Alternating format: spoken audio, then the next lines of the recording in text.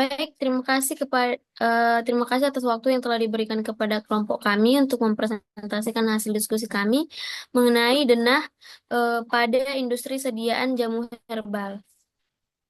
Untuk anggota kelompoknya, yaitu yang pertama ada saya sendiri, Febri Frederika Sregar dengan NIM 37, ada Cesa Nasya Putri dengan NIM 57, kemudian ada eh, Fadia Auliatus Soleha dengan NIM 79, kemudian ada Rio Rizky Ramadan dengan NIM 59, dan juga ada Raihana Nur Indah dengan NIM 05. Next, materi yang pertama akan dipaparkan oleh Hana. Kepada Hana dipersilahkan. Jadi apa sih produksi jamu itu? Produksi jamu herbal merupakan kegiatan pengolahan bahan alami, terutama tumbuhan berkhasiat menjadi sediaan yang dapat digunakan untuk tujuan kesehatan dan pengobatan. Proses produksi jamu harus memenuhi standar keamanan, mutu dan manfaat, serta dilaksanakan sesuai dengan pedoman cara pembuatan obat tradisional yang baik atau CPOTB. Jamu herbal melalui tahapan mulai dari penerimaan bahan baku, penimbangan, ekstraksi, formulasi, pengemasan, hingga penyimpanan produk akhir. Next. Untuk persyaratan ruang, untuk menjamin kualitas dan keamanan produk, ruang produksi harus dirancang secara higienis dan sesuai dengan persyaratan teknis. Ruang produksi harus terpisah dari area lain seperti area penyimpanan dan pengemasan, memiliki ventilasi dan pencahayaan yang cukup, mudah dibersihkan, serta menggunakan bahan bangunan yang tidak mencemari produk. Selain itu, alur produksi harus dirancang agar mencegah kontaminasi silang, mendukung alur satu arah atau one way flow, dan memudahkan pengawasan mutu di setiap tahapan. Sekian dari saya Kemudian materi yang selanjutnya akan dipaparkan oleh Kak Fadia. Kepada Kak Fadia dipersilahkan. Baiklah, di sini masuk ke klasifikasi kelas kebersihan dan juga area pengawasan mutu. Nah, klasifikasi kelas kebersihan sangat penting untuk menjaga kebersihan dan mencegah kontaminasi. Berdasarkan klasifikasinya terbagi menjadi A, B, C, dan D, di mana A, area dengan tingkat sterilisasi tertinggi digunakan untuk proses yang memerlukan kondisi aseptik ketat seperti pengisian produk steril. Yang B yaitu ruangan pendukung grade A yang digunakan untuk personel dan peralatan yang masuk ke area aseptik. C digunakan untuk formulasi awal atau proses yang tidak sepenuhnya aseptik tetapi tetap membutuhkan kebersihan tinggi. Dan D digunakan untuk tahap awal pembuatan produk steril sebelum proses lanjutan di lingkungan yang lebih bersih. Kemudian masuk ke denah area pengawasan mutu. Di sini ada denahnya. Yang pertama di situ ada ruang pengawasan atau pengecekan produk secara fisik, merupakan area utama untuk melakukan inspeksi fisik produk jadi seperti meliputi ukuran, bentuk, warna, dan label. Yang kedua yaitu ruang produk project, yaitu tempat penyimpanan sementara produk yang tidak lolos uji mutu. Yang ketiga yaitu ada ruang produk lolos, penyimpanan sementara produk yang telah memenuhi syarat dan mutu. Yang keempat ada kantor quality controlnya. Yang kelima ada ruang kontrol quality asuransinya. Yang keenam ada ruang kantor produksi. Yang ketujuh ada ruang kantor R&D, yaitu ruang kerja untuk pengembangan produk baru dan perbaikan formulasi jamu herbal. Yang kedelapan ada toilet. Yang kesembilan ada tangga, dan yang ke-10 yaitu pintu kuning, biasanya untuk masuk atau keluar dari kantornya. Sekian, terima kasih. Saya kembalikan ke moderator. Baik, materi yang selanjutnya akan dipaparkan oleh saya sendiri, yaitu mengenai area produksi dan juga penimbangan. Nah, dana di samping itu menunjukkan tata letak fasilitas produksi jamu herbal yang dirancang sesuai standar CPOTB, yang mana didesain khusus karena harus memenuhi persyaratan higienis serta alur kerja satu arah untuk mencegah kontaminasi silang. Nah, area produksi itu merupakan area yang digunakan sebagai pusat kegiatan pembuatan sediaan. Area ini berfungsi untuk mengolah bahan baku menjadi produk jadi melalui tahapan seperti penimbangan, ekstraksi, pencampuran hingga pengemasan.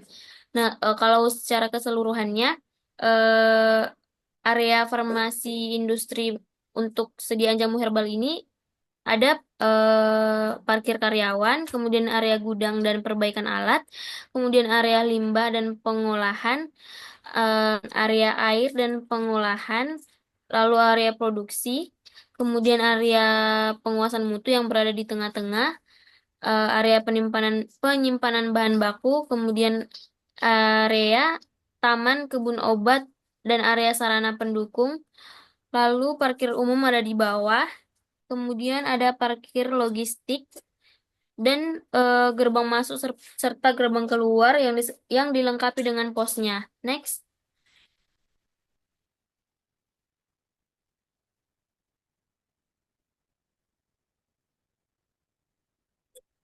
Kemudian kalau kita zoom di bagian area produksi, terdapat beberapa ruang-ruangan yang tidak digabungkan atau dipisah-pisah untuk mencegah kontaminasi. Yang pertama itu ruang kemasan primer, ruang kemasan sekunder, dan ruang kemasan tersier, di mana di sampingnya ada toilet, di mana toilet ini memang disengaja dibuat terpisah jauh supaya menghindari kontaminasi. Kemudian ada ruang cuci alat, ruang simpan alat, ruang ekstraksi, dan ruang produksi. Lalu ada ruang formulasi, kemudian ruang ganti personil karena setiap personil itu perlu baju khusus yang untuk mencegah kontaminasi yang dibawa oleh setiap personil dari luar. Kemudian ada tempat menimbang atau ruang timbang. Nah, kalau ruang timbang itu merupakan tempat awal penimbangan bahan baku, di mana harus bersih, terpisah, dan memiliki sistem pengendalian debu untuk mencegah pencemaran silang antar bahan. Kemudian, ruang ganti personil itu yang nomor 10 menjadi titik awal masuk personel ke area produksi untuk memastikan kebersihan personel dan mencegah kontaminasi dari luar. Kemudian ada ruang formulasi, di mana di ruang formulasi ini terjadi pencampuran bahan sesuai resep atau formulasi yang dimana didesain tertutup agar tidak terjadi kontaminasi dari luar. Kemudian ada ruang produksi yang bernomor 12 di mana merupakan area utama untuk tahapan pembuatan jamu seperti penggilingan, pemanasan ataupun pencampuran. Kemudian nomor 13 itu ada ruang cuci alat dan nomor 14 ruang simpan alat untuk memastikan alat yang digunakan dalam produksi dicuci dan disimpan di ruang terpisah sesuai dengan standar sanitasi. Kemudian ruang ekstraksi nomor 15 digunakan untuk pengambilan zat aktif dari tanaman herbal yang mana harus memenuhi syarat suhu, ventilasi, dan kontrol serta kelembapan. Kemudian nomor 16 itu ruang kemasan primer, nomor 17 sekunder dan tersier nomor 18 masing-masing digunakan untuk pengemasan produk jadi serta bertahap dari kontak langsung dengan sediaan primer hingga pengepakan luar atau tersier. Kemudian setiap tahap itu berada di ruang terpisah untuk mencegah kontaminasi silang. Kemudian yang terakhir ada toilet di nomor 10 dan ada di bagian atas kanan, di pojok di atas kanan, itu tersedia namun terpisah dari area proses inti untuk mencegah resiko kontaminasi. Kemudian materi selanjutnya akan dipaparkan oleh Cesa. Kepada Cesa dipersilahkan. Baik, terima kasih kepada moderator. Di sini saya akan menjelaskan mengenai area penyimpanan, di mana area penyimpanan ini berfungsi untuk menghindari kontaminasi silang antara bahan mentah, bahan reject, dan bahan siap pakai. Kemudian, area penyimpanan ini digunakan untuk memastikan alur bahan baku yang teratur dari masuk gudang atau karantina, lulus uji, kemudian masuk ke area penyimpanan dan distribusi ke produksi. Kemudian mempermudah pengawasan dan pengelolaan stok, di mana pada denah yang ditampilkan pada PPT ini yaitu terdapat area bahan khusus, di mana area bahan khusus ini digunakan untuk menyimpan bahan yang memerlukan perhatian khusus seperti bahan berbahaya, mudah terbakar, atau yang harus disimpan di suhu tertentu. Kemudian ada area bahan pengemas, di mana area bahan pengemas ini merupakan tempat penyimpan atau menyimpan bahan untuk pengemasan produk seperti botol, blister, atau label atau juga kardus. Kemudian terdapat area bahan tambahan, di mana area bahan tambahan ini digunakan untuk bahan pelengkap dalam proses produksi, contohnya pengikat, pengisi, pewarna, atau perasa. Kemudian terdapat juga area bahan baku setengah jadi atau serbu atau simplisia, di mana digunakan untuk menyimpan bahan yang sudah melalui proses awal seperti sudah diserbukan, tetapi belum dilakukan formulasi atau belum dilakukan pencampuran. Kemudian terdapat juga area bahan baku setengah jadi serbu atau simplisia, di mana ini tuh digunakan untuk menyimpan bahan yang sudah melalui proses awal seperti udah diserbukan, tetapi belum diformulasi atau dicampur. Kemudian ada area bahan baku mentah atau tanaman belum diolah, di mana area ini tuh digunakan untuk menyimpan bahan alami yang baru datang dan belum mengalami proses apapun seperti masih dalam bentuk daun, akar, atau biji kering, atau masih dalam bentuk tanaman yang asli. Kemudian area bahan reject, di mana area bahan reject ini dalam area penyimpanan digunakan untuk bahan yang ditolak karena tidak memenuhi standar mutu. Nah, bahan ini dipisahkan agar tidak tercampur dengan bahan yang baik. Kemudian ada area karantina, di mana area karantina ini digunakan untuk sebagai penyimpanan bahan yang baru diterima atau masih menunggu hasil uji mutu. Area karantina ini tidak boleh digunakan atau bahan yang digunakan dalam area karantina ini tidak boleh digunakan sampai sudah dinyatakan lulus. Kemudian terdapat juga kantor gudang, ini digunakan sebagai tempat administrasi, digunakan untuk pencetakan stok dan pengawasan aktivitas penyimpanan bahan. Area pengemasan, di mana area pengemasan ini berfungsi untuk produk dari ruang produksi atau formulasi masuk ke ruang kemas primer. Setelah dikemas secara primer, produk berpindah ke ruangan kemas sekunder. Nah, produk air ini dikemas secara tersier dan siap untuk disimpan atau didistribusikan. Di mana pada penjelasan sebelumnya, Febri telah menjelaskan secara singkat mengenai ruang kemasan primer, ruang kemasan sekunder, dan tersier. Di sini saya akan menjelaskan di mana ruang kemas primer ini berfungsi untuk proses pengemasan pertama yang bersentuhan langsung dengan produk. Contohnya yaitu mengisi kapsul di dalam blister, cairan ke dalam botol, atau tablet ke dalam strip.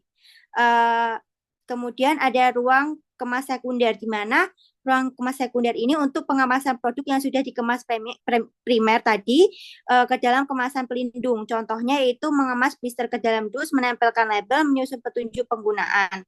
Yang terakhir ada ruang kemas tersier, di mana ruang kemas tersier ini berfungsi untuk pengemasan terakhir sebelum didistribusikan. Contohnya itu menyusun dus kecil ke dalam kardus besar untuk dilakukan pengiriman. Kemudian materi yang selanjutnya akan dipaparkan oleh Rio. Kepada Bang Rio dipersilahkan. Baik, sarana pendukung. Sarana pendukung adalah segala fasilitas, peralatan, ataupun layanan yang disediakan untuk memperlancar maupun menunjang kegiatan utama suatu organisasi atau pabrik. Nah, sarana pendukung ini tidak terlibat langsung dalam proses inti kerja dari pabrik itu sendiri, misalnya produksi barang maupun layanan utama lainnya. Tapi sarana pendukung keberadaannya sangat penting agar kegiatan produksi dapat berjalan dengan baik, efektif, dan efisien.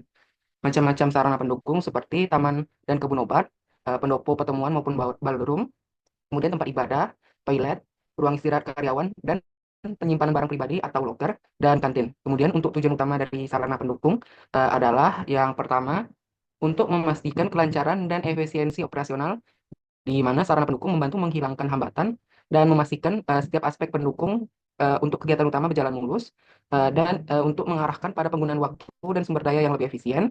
Kemudian yang kedua, untuk menekan produktivitas dan kualitas dengan adanya fasilitas ataupun sarana pendukung yang memadai, individu maupun tim dapat bekerja maupun beraktivitas yang lebih baik, yang pada akhirnya dapat meningkatkan hasil kerja maupun kualitas outputnya. Kemudian yang ketiga, menciptakan lingkungan yang kondusif, nyaman, dan aman, di mana sarana pendukung seperti ruang istirahat, tempat ibadah, maupun fasilitas kebersihan, keamanan, bertujuan untuk menciptakan lingkungan yang mendukung kesejahteraan, kenyamanan, dan keselamatan yang terlibat.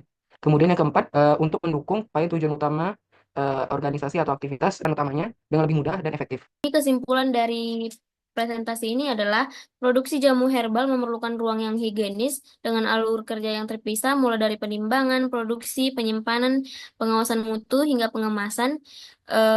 Kemudian tiap area didesain sesuai denah dan juga standar kebersihan, didukung sarana yang menunjang efisiensi dan juga keamanan produk. Demikian materi dari kami, kelompok 4. Sekian dan terima kasih.